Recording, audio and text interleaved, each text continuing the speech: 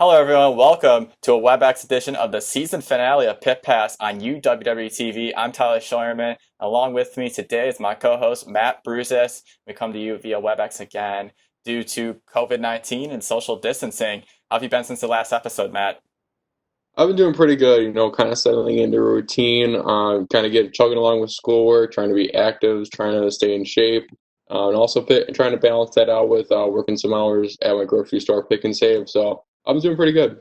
Great stuff. Let's go right into the news. Major news here is it was just announced that Matt Kenseth, former NASCAR Series champion of the year 2003, will fill the void of the number 42 Chip Ganassi Racing Chevrolet after Kyle Larson got terminated for using a racial slur on Easter Sunday night on an iRacing live stream event.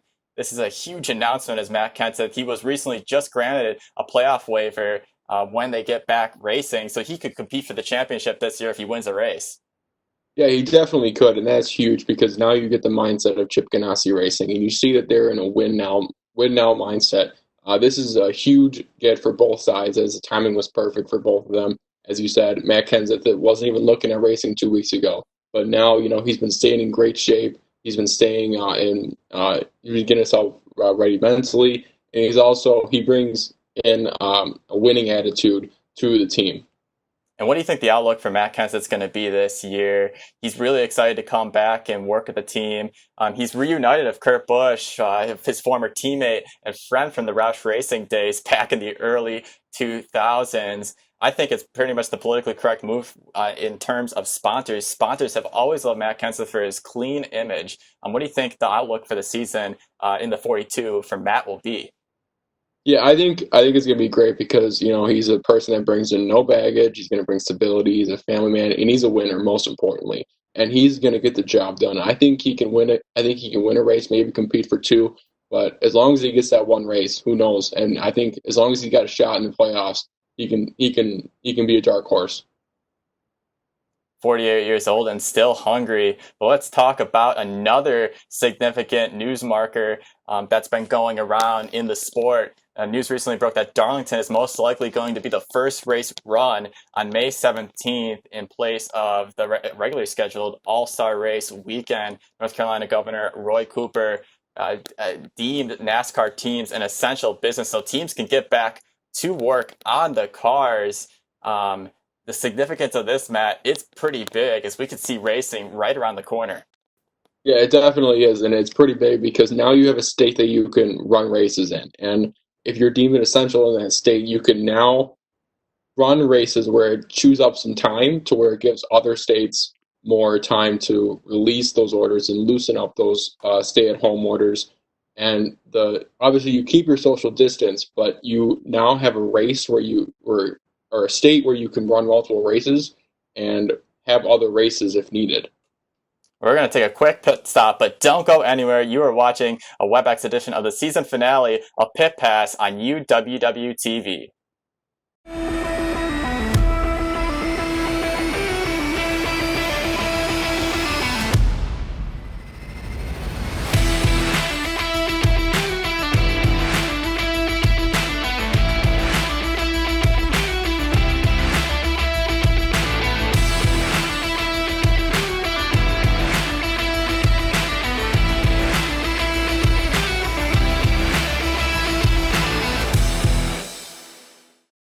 At the University Bookstore, we have an excellent selection of competitively priced books and classroom necessities for students. We have Warhawk gear ranging from athletic apparel to comfy sweatshirts the whole family can enjoy. The textbook rental service is also available for students to check out their required readings for class. You can also find and order books, apparel, and gift items from our online catalog, located at UW-Whitewater Bookstore.com. The University Bookstore. We provide for your college experiences. UWW-TV has been an important part of the campus and community since 1980. Not only providing on-air learning opportunities for broadcast journalists and electronic media production students, but educating and entertaining our audiences with award-winning news, live sports coverage, original programming, as well as dedicating the mission to developing creative collaborations throughout campus. For more information, visit our website, our 24/7 stream, and like us on Facebook. Check us out because you gotta see what's on UWW-TV. UW-Whitewater Athletics, a relentless pursuit of excellence across 22 sports, powered by a tradition of success. 20 national championships, 17 since 2002. 61 individual national titles. 24 National Athletes of the Year. 616 All-Americans. 115 Conference Scholar Athletes of the Year. 1,500 community service hours annually. Be a part of the tradition and join the Warhawk family.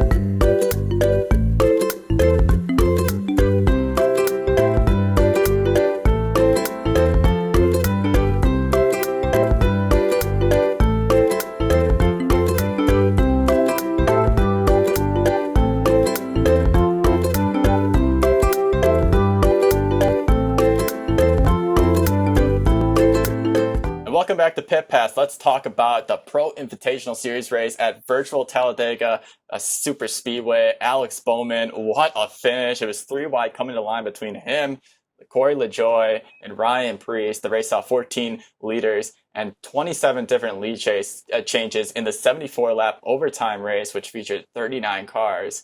Bowman also won the California race in real life last month in dominating fashion, and now he wins a virtual race, his first this year in the Pro Invitational Series. That was very exciting to watch that finish. Yeah, it definitely was. And he said that after the race, he owes it all to Ryan Priest for the push at the end, giving him the 0.03 second victory. But I think that him and his crew chief have both been saying that they'll get momentum any way they can. Obviously, you said they got to win it earlier in the season at California, now a win in the virtual at Talladega. So I think, for Alex Bowman, he's just had, I think he's been racing really well this season. And the spotlight was on a particular driver, an old face, a legend, a Hall of Famer, Jeff Gordon. He went back and he came back into the saddle this past weekend, competing in his first ever iRacing event. He made his debut in his famed 24 in iRacing. He sported that very sweet looking Pepsi throwback paint scheme from 2004, where he won that race, the spring race against Dale Jr. that year. And the fans, if you remember, they threw a bunch of beer cans as NASCAR deemed Jeff Gordon the winner of that race in the spring of 2004 when the caution came out with 5 laps to go. So it was really exciting to see Jeff Gordon back on the track.